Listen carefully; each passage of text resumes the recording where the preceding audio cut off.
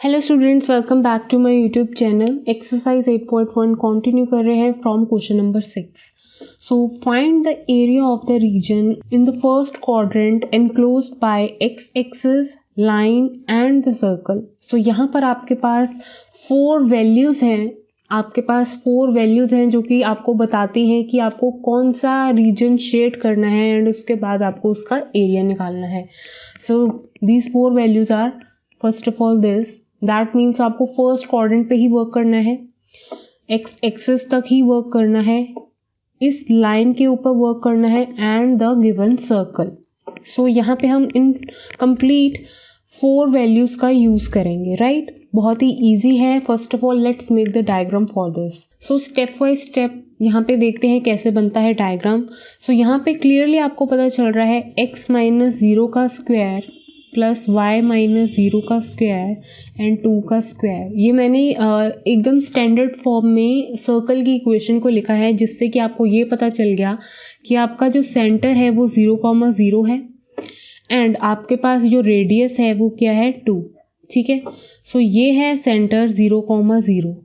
तो अगर ये सेंटर है तो सर्कल इसी के अराउंड बनेगा, राइट। एंड आपके पास जो रेडियस है वो कहाँ तक है, 2 इस साइड, 2 इस साइड, 2 इस साइड एंड 2 इस साइड। सो आपका जो रेडियस ऑफ सर्कल इज 2 है। सो दैट मीन्स ये हमारा सर्कल बन गया है जिसका रेडियस 2 है एंड जिसका सेंटर 0,0 है। ठीक है, तो मुझे एग्जैक्टली इसीलिए पता चल पाया ताकि मेरे पास अगर एक इक्वेशन ना होती, स्टैंडर्ड इक्वेशन, तो मुझे शायद आइडिया ना लग पाता कि ये कैसा सर्कल कहाँ पे बनेगा, राइट। सो यहाँ पे हमारे पास ये जो सेंटर है, रेडियस ने हेल्प की, हमारा डायग्राम इस तरह से बन गया। Now let's talk about this line. अब हमारे पास फर्स्ट क्वाड्रेंट है तो हमें सिर्फ इतने से पोर्शन पे ही फोकस करना होगा। सो दैट मीन्स जितनी भी आपकी वैल्यूज़ हैं उन सब में से जो कॉमन शेड होगा रीजन, उसका आपको एरिया निकालना होगा and that must be in the first quadrant only, okay, as clearly mentioned in the question. So यहाँ पे अब देखते हैं, लाइन ड्रॉ कर लेते हैं। So x is equals to √3y। So अगर आपको नहीं पता चल पा रहा है कि आपको इस लाइन का कैसे लाइन ड्रॉ होगी, तो डेफिनेटली आप ओल्ड फैशन से डेफिनेटली आप उसको फाइंड आउट कर सकते हैं लाइक दिस, जैसे कि आप प्रीवियस क्लासेस में करते आ रहे हैं। सो x में, सो दैट मीन्स y में 0 डाल के देखो, what value you will get, then 1 2 3। So आपके पास जो लाइन सिचुएट होगी ऑन दिस ग्राफ वो एग्जैक्टली इस तरह से आएगी, ठीक है, एंड ये आपके ये सेंटर से क्रॉस होगी। ठीक है, सो ये हमने लाइन ड्रॉ कर दी है। x is equals to √3y, this is circle x square plus y square is equals to 2 का स्क्वायर, और you can write 4 as well. अब बात करते हैं एक्स एक्सिस, तो ये हो गया, ठीक है, फर्स्ट क्वाड्रेंट ये हो गया, ये लाइन होगी और ये सर्कल हो गया। सो अब ऐसा कौन सा कॉमन एरिया है जो कि इन सभी वैल्यूज़ को होल्ड कर रहा है।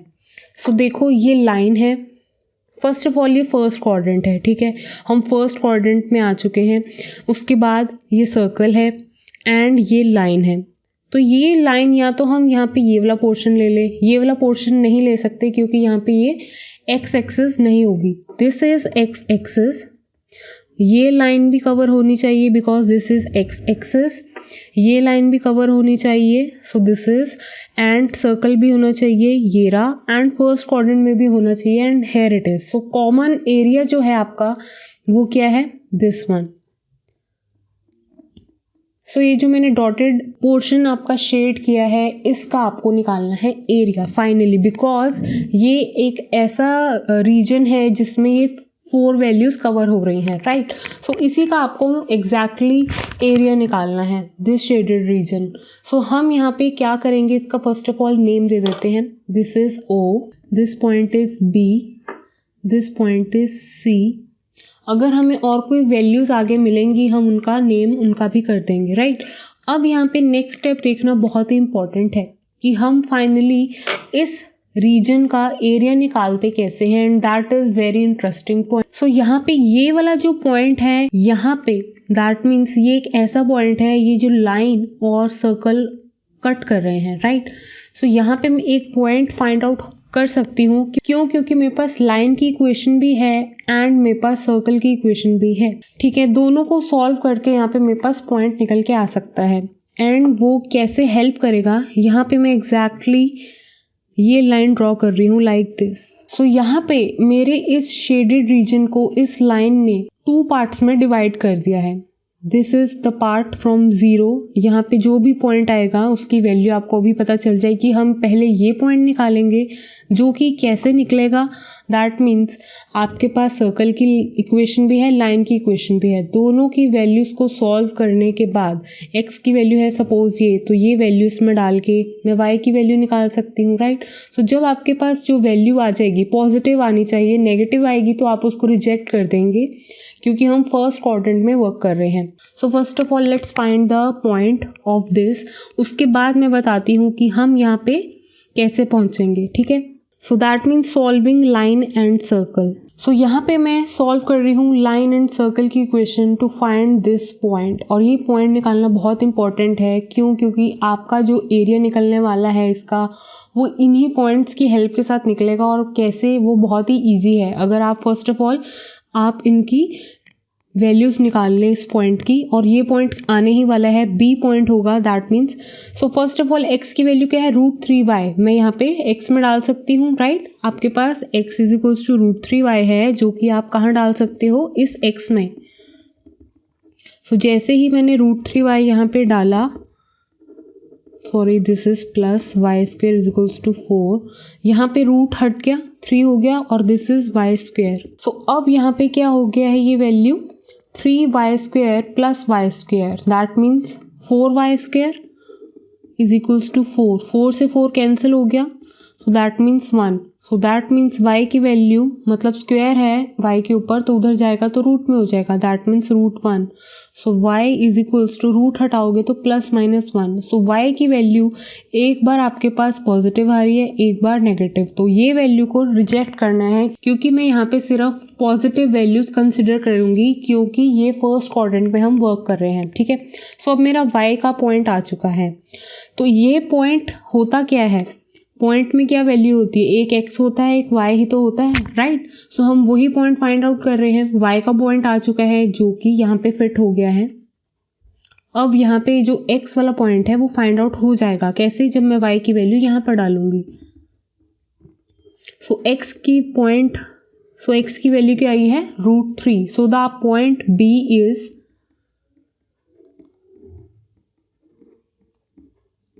Like this, √3, 1। सो ये जो वैल्यू है √3, 1। सो ये पॉइंट हमने क्यों निकाला, ये जस्ट अभी आपको क्लियर होने वाला है। अब देखो, ये है √3, 1, ये है x, ये है y। तो मतलब ये जो y है, ये कहीं y इक्वल्स टू 1 यहाँ पे होगा, राइट। और ये जो x का पॉइंट होगा, अगर यही पॉइंट नीचे अगर हम देखेंगे तो ये पॉइंट एग्जैक्टली √3 यहाँ पे होगा। क्यों? अभी यहाँ पे पॉइंट 1 था y का, y इतनी ऊपर आया हुआ था 0 से लेके 1 तक, तो हमने ये पॉइंट √3, 1 यहाँ पे लिखा। अगर यहाँ पे y की वैल्यू 0 हो जाती है तो ये पॉइंट कहाँ पे सिचुएट होगा, जब y 0 होगा तो वो यहाँ होगा, और x का √3 तो यहीं होगा, राइट। सो अगर मेरे पास ये पॉइंट होता √3, 0, तो एग्जैक्टली कहाँ पे सिचुएट होता, पॉइंट इज दिस, तो वो डेफिनेटली यही पॉइंट होता। कहने का मतलब, जब हमारे पास y का कुछ भी नहीं है तो यहाँ पे √3 एग्जिस्ट होगा। √3 जो है वो तो हमेशा अपनी x एक्सिस पे ही रहने वाला है, जैसे y इक्वल्स टू 1 अपनी y एक्सिस पे ही रहने वाला है। अगर 0 y में 1 यहाँ पर है, अगर 0 पॉइंट यहाँ पर है तो 0.5 y पे यहाँ होगा, फिर 1 यहाँ पर होगा, 2 यहाँ पर होगा y में। ऐसे ही x के जितने भी पॉइंट्स होते हैं वो यहाँ पर होते हैं, राइट। तो अगर ये पॉइंट अगर आप यहाँ तक देख रहे हो, इस हाइट तक देख रहे हो, तो ये पॉइंट है √3, 1। और यही पॉइंट अगर आप यहाँ पर आके देखते हो, नीचे आने का मतलब क्या है कि तब आपके पास डेफिनेटली y की वैल्यू 0 रही होगी, जब यही पॉइंट यहाँ आ जाता है तो y 0 हो जाता है, दैट मीन्स 0 हो जाता है। यही पॉइंट ऊपर जाता है तो दैट मीन्स ये वैल्यू y की कुछ बना रहा है, तभी यहाँ पे 1 है। ठीक है, आई होप यहाँ पे हम क्यों लेके आए हैं नीचे पॉइंट को वो भी आपको अभी क्लियर हो जाएगा। पहला ये पॉइंट इंपॉर्टेंट ये था कि इस पॉइंट को निकालना, उसके बाद ये वैल्यू हमारे पास आ चुकी है यहाँ पे। सो जैसे कि अब हम अपने फर्स्ट क्वाड्रेंट की हेल्प से ही हमेशा से निकालते आ रहे हैं, तो यहाँ पर भी मैं वही अप्लाई करूँगी रूल। सो यहाँ पे मुझे इस डॉटेड रीजन का एरिया फाइंड करना है, जो कि इस लाइन की वजह से 2 पार्ट्स में डिवाइड होता हुआ आपको क्लियरली दिख रहा है, राइट।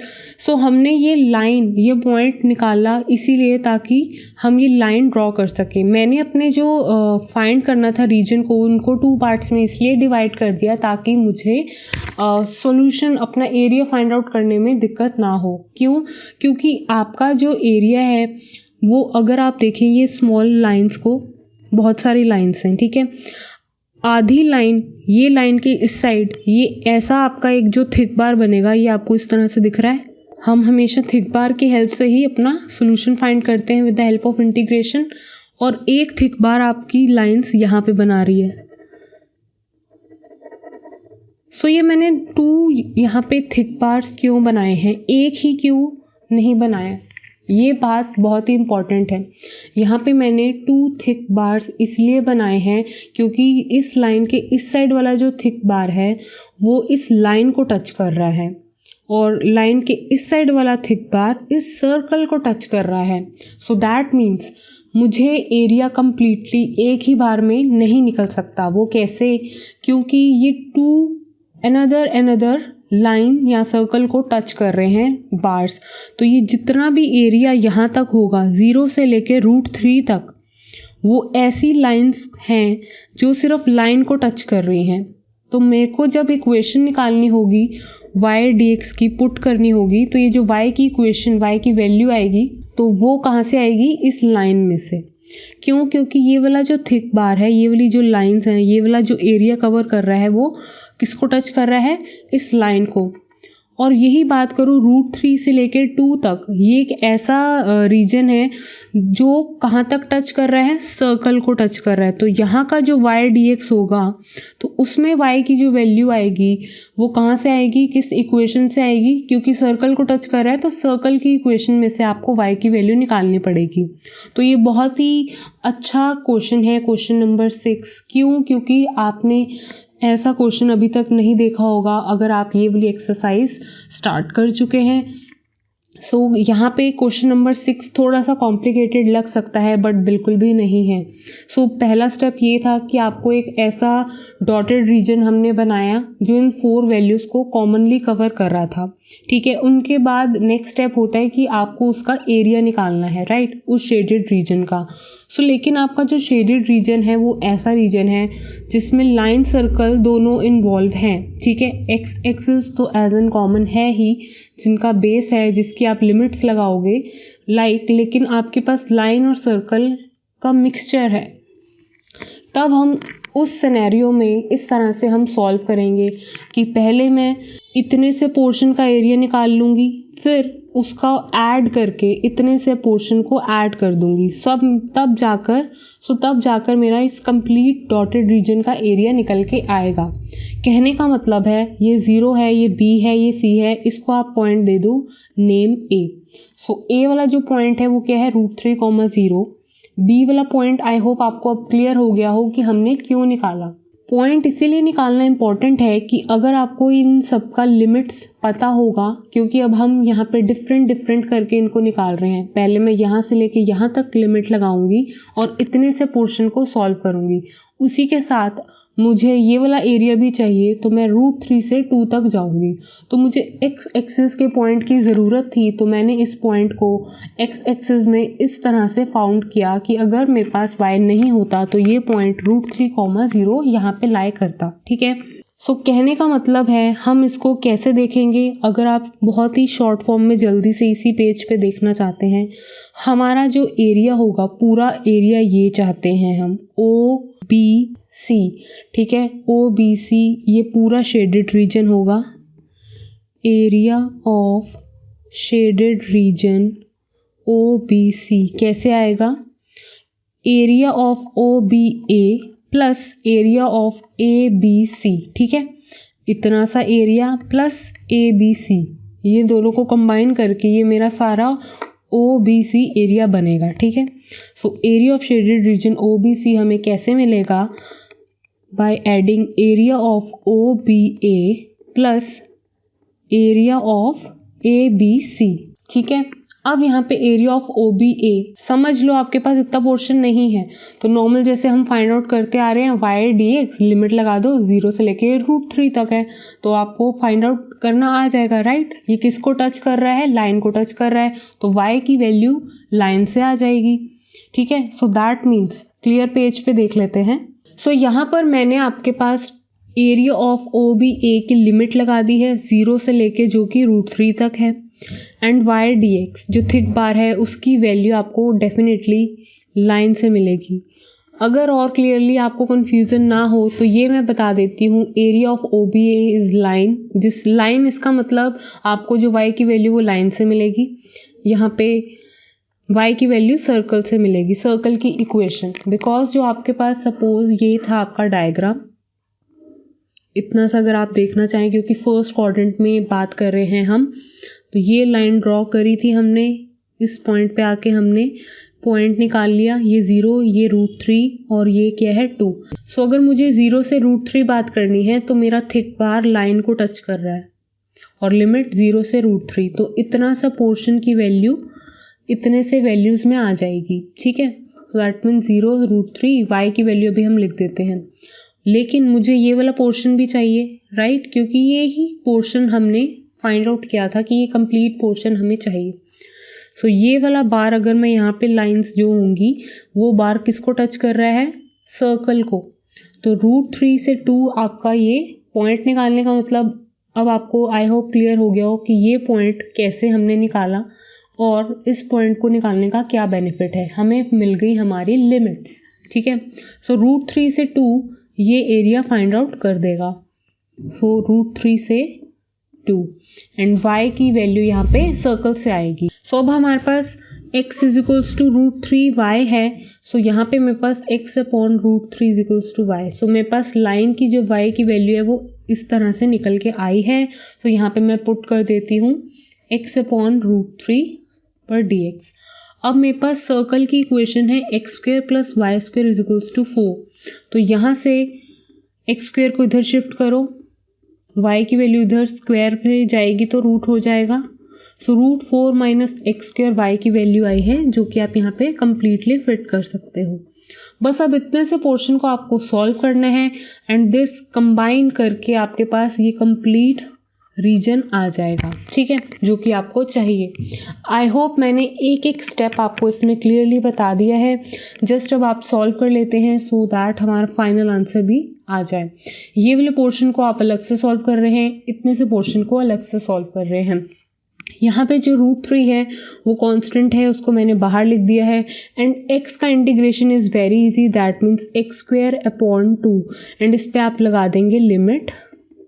ये वाला भी इंटीग्रेशन बहुत इजी है क्योंकि डायरेक्ट फॉर्मूला अप्लाई हो रहा है एक्सरसाइज 7.8 वाला, राइट। सो जैसे ही मैं फॉर्मूला अप्लाई करूँगी but value I will get x/2 root में 4 - x² + 4/2 एंड लगा देंगे आप limit after applying the formula. So ये 2 भी आपके पास कॉन्स्टेंट ही है तो ये 1/2 √3 बाहर चल रहे हैं, x² मतलब x में एक बार √3 डल जाएगा, देन एक बार लोअर लिमिट। सो यहाँ पे भी हम एक बार 2 डाल देंगे, जैसे ही मैं यहाँ 2 डालूंगी 0 हो जाएगा, तो आप खुद से सॉल्व करें आपको कंप्लीट वैल्यू मिल जाएगी। सो दैट मीन्स 0 हो गया, यहाँ पे मैंने डाला तो 2 × π/2 वैल्यू मिली। ये वैल्यू मुझे मिली जब मैंने इस x में 2 डाला। अब लोअर लिमिट की वैल्यू √3/2, सो यहाँ पे x में √3 डालूंगी तो क्या वैल्यू आएगी, √3 का square is only 3, √3/2, so this is 3/2 √3, this is only pi, this is only √3/2। so sign के टेबल में ऐसी क्या वैल्यू आती है, कौन से एंगल पे जब आपके पास वैल्यू √3/2 आती है, that means on 60 degree. So that means यहाँ पे वैल्यू क्या आई, 2 sine inverse sine pi by 3. So sine inverse sine cancel. So √3/2 plus 2 pi by 3 आपके पास वैल्यू है यहाँ से. सो यहाँ पे मैंने √3 को रैशनलाइज कर दिया है, नथिंग एल्स. सो यहाँ पे मेरे पास वैल्यू आई है 3√3/6 और यहाँ पे ये वैल्यू कम्प्लीटली क्या है, pi minus √3/2 minus 2 pi by 3. सो इतने से पोर्शन को सॉल्व करेंगे एलसीएम लेके तो आपके पास जो भी वैल्यू आएगी वो कैंसिल आउट हो जाएगी. 2 पाई बाय 3 आपके पास वैल्यू बचेगी, उसका भी एलसीएम लेंगे तो आपके पास ओनली पाई बाय 3 वैल्यू आएगी. So this is the final answer you are getting for question number 6. I hope मैंने आपको एक एक स्टेप बता दिया है. अगर आपको कन्फ्यूज़न है आप प्लीज़ कमेंट सेक्शन में मेंशन कर सकते हैं. Thank you students for watching this video. Next video में कंटिन्यू करेंगे.